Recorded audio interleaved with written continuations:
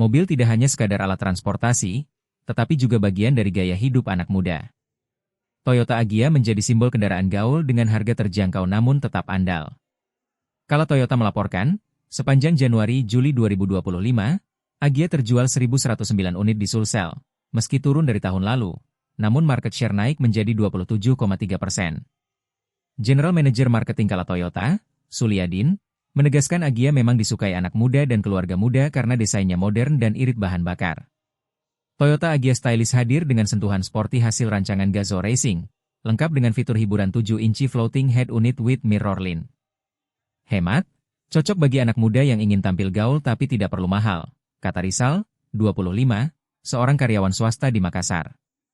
Mobil ini dipasarkan mulai 200 jutaan rupiah on the road, OTR, Sulsel dengan berbagai kemudahan pembelian lewat program Smart Upgrade 2.0.